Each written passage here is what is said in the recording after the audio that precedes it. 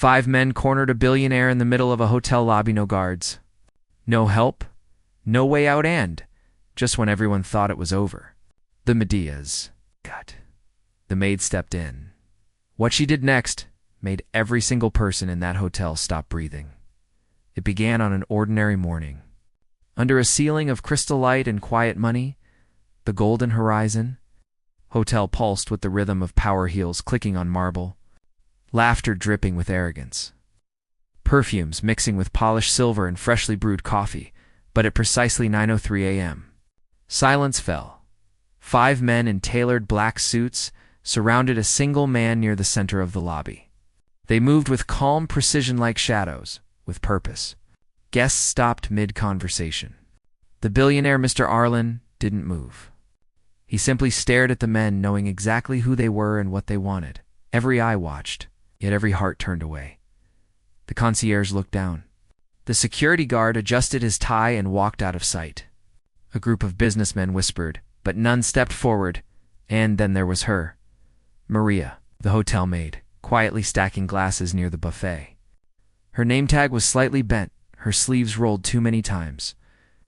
To most guests, she was invisible, a blur of motion, a background detail in their perfect lives, but her eyes caught everything. When one of the men grabbed Mr. Arlen by the shoulder, she saw his hand tremble not with fear, but restraint. The kind of control only someone used to danger possessed. Something was wrong. Deeply wrong. Maria Alvarez had spent the last 8 years serving guests who never learned her name. Before that, she had served her country. Few knew the truth. That beneath her quiet smile and soft tone lived the muscle memory of a soldier. She had once been a tactical medic, trained to save lives where mercy and chaos collided. She had seen things no one should ever see. She had carried her wounded brother through smoke that burned her lungs raw. And when he didn't make it home, she folded his flag herself. After that, Maria swore never to touch violence again. She traded the sound of gunfire for the whisper of clean sheets and polished floors, but that morning, the war she left behind found her again. "Mr. Arlen," said the tallest of the men, his tone polite, almost rehearsed. "It's time you signed the contract." The billionaire's jaw tightened. "This isn't how business works." "Oh, it is today," the man replied. One of the others pulled out his phone. Scrolling through a series of images, private photos, leverage, blackmail. The guests nearby averted their eyes. The staff disappeared behind service doors. Maria's pulse quickened. Her instincts screamed at her to stay out of it. But the tremor in Mr. Arlen's hand, she had seen that before in soldiers trying to hide fear behind control land. She couldn't ignore it. Maria set down her tray and took a slow breath. The smell of fresh coffee and polished brass filled the air. Her reflection shimmered faintly in the glass column beside her, a small figure against giants. Her heart raced, but her body was calm. Years of discipline took over. She adjusted her gloves, stepped forward, and said softly, "Excuse me, sir, you dropped this." The nearest man turned toward her, annoyed. "Back off, lady," he didn't finish. In one motion, swift, fluid. Silent Maria twisted his wrist and pivoted her weight, sending him stumbling sideways. The tray in her other hand deflected the arm of another man who lunged to grab her. A sharp metallic clang rang through the lobby. Guests gasped. A champagne glass shattered, but Maria was already moving. One step forward, low stance, eyes locked, controlled. She wasn't attacking, she was neutralizing. Every motion deliberate, meant to end the threat without lasting harm. Years of tactical training hidden beneath a maid's uniform. For a moment, no one moved. The men stared at her, stunned. This wasn't part of their plan. The leader tried to recover his composure. "Who are you?" he demanded. Maria's voice was steady. "Someone who's done this before." That single sentence sliced through the air. The others hesitated. They could feel that this wasn't a bluff. Her posture, her eyes, the way she positioned her feet, it all screamed experience. Mr. Arlen stood a few feet away, his gaze fixed on her. He'd met countless people who acted tough, but this woman radiated quiet power. The kind that comes from surviving what others see. Home security finally rushed in too late, but loud enough to draw a crowd.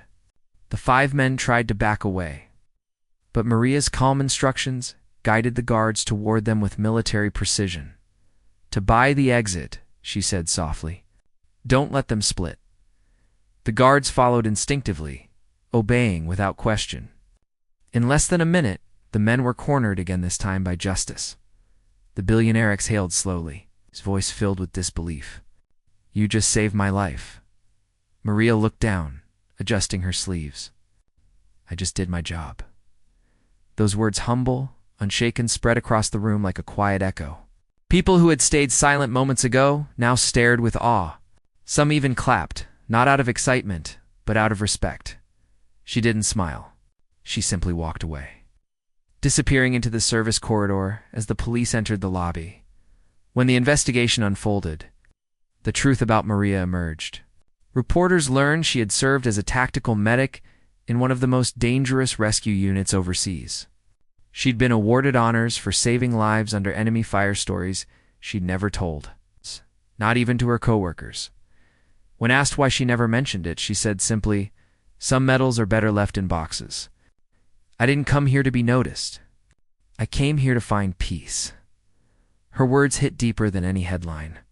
In a world that celebrates noise, her silence spoke volumes. Mr. Arlen, once a man of immense pride and power, found himself humbled. The billion-dollar deals, the private jets, the meetings with world leaders all meant nothing compared to the quiet courage of a woman, earning minimum wage, who risked everything without hesitation. He later visited her in the staff lounge. No cameras, no press, just gratitude.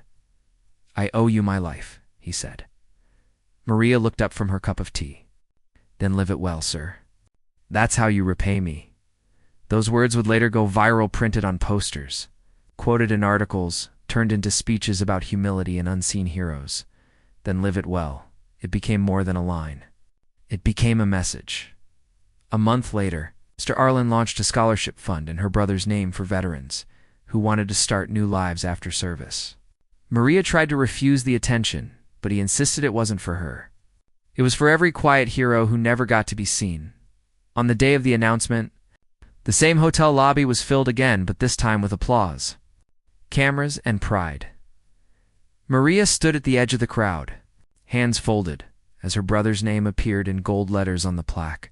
She didn't speak. She didn't need to. Her silence said everything. That night, as the sun sank beyond the skyline, Maria walked the empty halls of the hotel, wiping the last fingerprints from the glass doors. Outside, the world still spun in chaos, businesses rising and falling, people chasing power and fame, but inside her chest was peace, because she knew what so many had forgotten. True power doesn't need to be loud. True courage doesn't need applause sometimes. It just wears a maid's uniform and keeps working in a single moment of courage. Maria reminded the world that dignity isn't measured by status, but by action. She taught that kindness can be fierce, and that silence can protect more lives than words ever could. Heroes don't always wear medals. Some just wear name tags. If this story moved you, share it with someone who believes in silent strength. Comment where you're watching from. And remember, respect the quiet ones. They're the ones who rise when others look away.